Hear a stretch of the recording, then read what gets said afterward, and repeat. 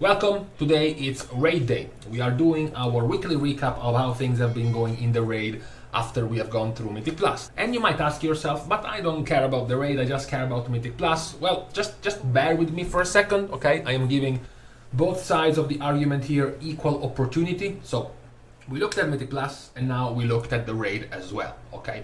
Once again, just like we did for Mythic Plus, we are going to be looking at this with an eye in mind towards the changes of 10.1.5. So we're not just looking at how specs are doing right now, we're also looking at the fact that some of these specs, like Feral Druid, Balance Druid, Fire Mage, Frost Mage, Arcane Mage, even some tank specs, most of the tank specs getting changed, even the introduction of Augmentation Evoker is going to happen in 10.1.5 and things might be changing in the very near future. So this is how we left the raid almost 10 days ago, since the last time we checked how things were going. We had an interesting situation where we had two Warlock specs getting quite high up. Once again, pointing out that Affliction is kind of flaky. Affliction just tends to suddenly spike up towards the top and then the week after go much lower down. Another thing we noticed is that towards the top, the two DK specs were starting to get divided from one another. Previously, Frost had been surprisingly rising to the top and Unholy being slightly below Frost. And then last time we checked, Unholy stayed towards the top, but Frost started going further and further down. We also saw, finally, we uploaded Fire Mage for no longer being the bottom spec in the raid, but only being a bottom half spec in the raid. Those were the three main changes we saw 10 days ago. Now, we are now skipping 10 days into the future, we are skipping to today, and these are the changes. First of all, Arcane is now number 1. Arcane, which went all the way up to the top 3 last time, now they're number 1. What is also changing is that the difference between Unholy and Frost Death Knight becomes even wider. Now Frost DK is even further down. Now they are basically in the middle compared to last week. And also Fire Mage continues to grow. Over the course of basically 2 resets, almost 2.5 resets, Fire Mage went from being the last DPS spec in the overall meters to being in the top, what's that, top 8?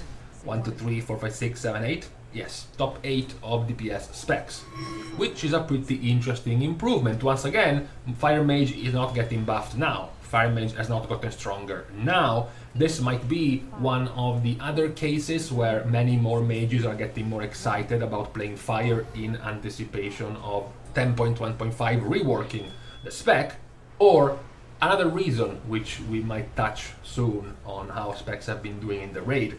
Another thing worth pointing out when it comes to the overall performance is Elemental Shaman.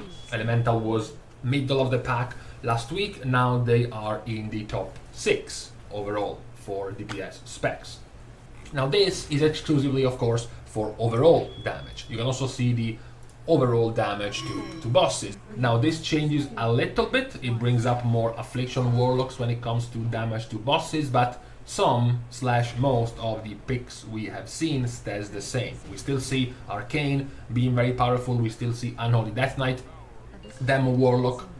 The only massive change, as usual, is Assassination Rogue, which is the 4th highest DPS spec when it comes to single target damage to bosses, whereas when you go down to overall damage, Assassination is an average middle of the pack compared to their single target damage.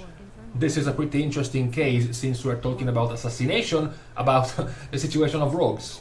So last time we had 2 of the rogue specs, Outlaw and Subtlety, being somewhere in the top half. Now there's been a massive loss of Outlaw, as well as Subtlety actually losing out quite a bit over time. So rogues are not having a good time right now, and at the same time Blizzard mentioned they were going to be receiving attention in 10.1.5, something that is actually still not happening. We have the patch notes so far for 10.1.5 and there is basically no mention of any significant rogue change. So a little bit worrying for the state of rogues at the moment. We also have then the counter to this, which is the healer version of the rankings, which still show Preservation Evoker as the overall better performing of the healers, much like what we saw last week. Also, much like what we saw last week, Restoration Shaman keeps getting outscaled the deeper we go into the season, which still won't actually affect, at the very least at the moment, the amount of players playing Restoration Shaman. Restoration is still the second most played spec, despite not doing nearly as well, and same goes for Preservation Evoker. Despite being quite good, they are still the fifth most played spec in the raid right now. This is something that has been showing up quite recently. Once again, Holy Priest, despite not doing the best in terms of HPS, it is still wildly the most played of the healers in the raid. We have a video perfectly explaining why this is happening for Holy Priest, so no surprise there. What is also interesting is going to be Holy Paladin. Holy Paladin is already quite the popular spec, despite, again, not being super high in HPS. We will see what will change in 10.1.5, since all of these healers, across all of these healers in 10.1.5, the only one that is receiving any meaningful changes is going to be Holy Paladin. So the only one bound to change something very soon is going to be Paladin. Now, one of the things we mentioned about rankings and how things can change depending on bosses is, of course, things like the duration.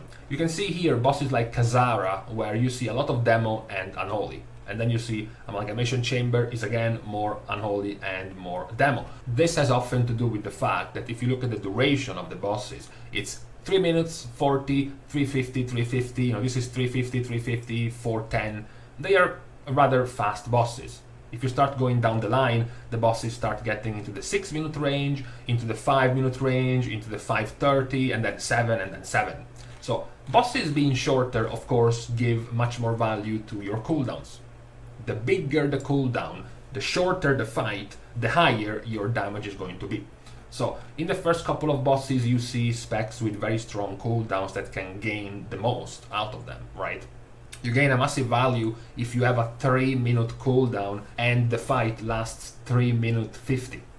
This means you can use your cooldown on pull and then your cooldown 3 minutes in, and then 20 seconds later the boss is dead. So you gained massive advantage by having big 3-minute cooldowns compared to a spec that had 2-minute cooldowns. They used it on pull, 2 minutes in, and then they can't use it 4 minutes in because the boss is dead.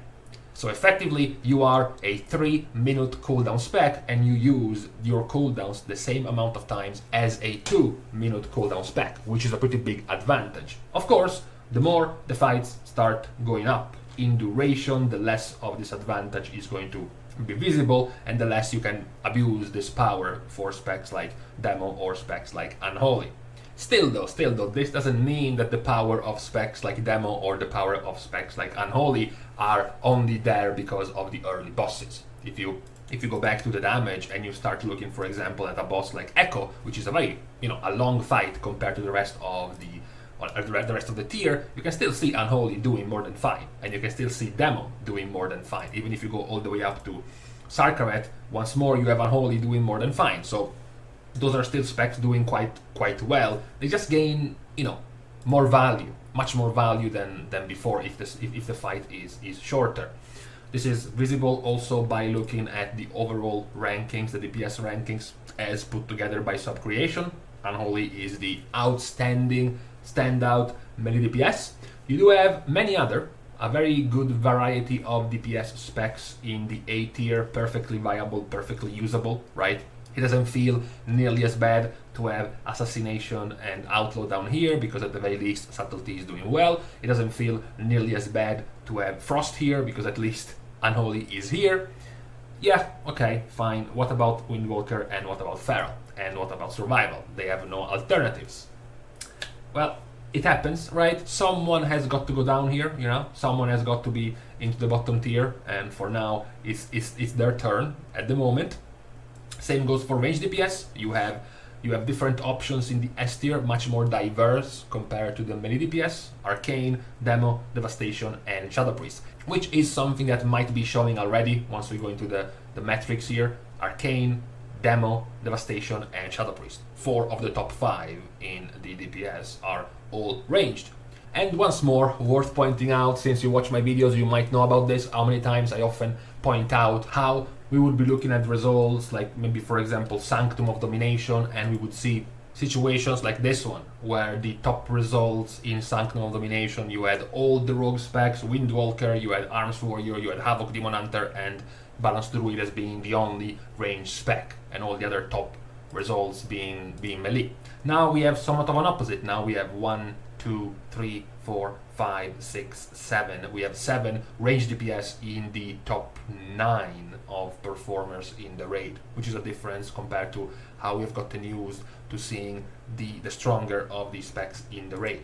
So that's how it is right now. Of course, tanks are much less relevant. You know, don't get baited by this S tier being Vengeance. The only reason why it's there is because it's gotten popular in Mythic Plus. So plenty of tanks are just now going in the raid as Vengeance as well. No other reason as to why this is happening. Furthermore, if you're interested in seeing how your guild is doing progressing in the raid compared to the average of the guilds on WoW Progress, you can go to something like progstats.io, which allows you to see many interesting, many cool things about bosses. In particular, what you might be interested the most in is the typical pull count, the typical amount of wipes of guilds on different bosses. You can see other nice things like the starting item level and the kill item level of the guilds who started progressing and then eventually killed the boss, the progression time, so how long it took you to kill the boss, as well as the pull count. So you get to see some interesting things. You know, of course, initially it's quite even, like, you know, 50 to 90 wipes for Rashok or 17 to 41 for Forgotten Experiments, and then you have the wide clownery that is Skarn, that goes from 40 to 110 because of how wacky it was before and after the fix. And then you have later on the very easy Magmorax into Neltarion and Sarkaret, which are the, you know, the tougher ones, the more challenging ones. Maybe your guild was super good and took 80 wipes to kill Neltarion, or maybe it took 250 wipes to kill Sarkaret. Now you know how you stand compared to the average of the guilds right now progressing on these bosses. That being said, this is the last thing we're looking at when it comes to the performance in the raid so far. We have checked enough numbers and enough bars and graphs for today when it comes to the update in the raid. We have, of course, one more thing left to wait for the raid performance, which is going to be 10.1.5. Some of these specs receiving changes. At the moment, we have Feral being super at the bottom. We have Balanced Druid also being quite bad. You also have the 3 mage specs receiving changes, which just a few weeks ago looked like they were super needed. If you look at it now, you have Fire and Arcane both doing quite well right now. But yes, of course, the changes are not just about making the specs do more damage, but also making them play better. So we will see what 10.1.5 will bring to these specs somewhat soon. As I said, my team of scientists is still dead set on the release of 10.1.5 being in a couple of weeks. Basically the end of June is when the patch will come out. So for now, all that's left to do is to wait for the patch, as we are done with this other recap for the raid on week 6. I mean, technically we just started week 7 of season 2. So with this out of the way, we are thanking as usual all of the Patreon supporters for the contribution and the help.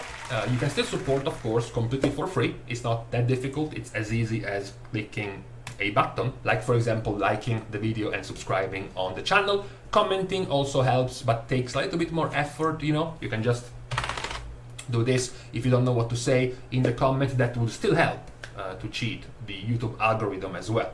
So with these things out of the way, we are now leaving each other for today. Thank you guys again for watching. See you guys tomorrow. And in the meantime, 33 degrees. It's the 20th of June. We are just now officially entering summer today.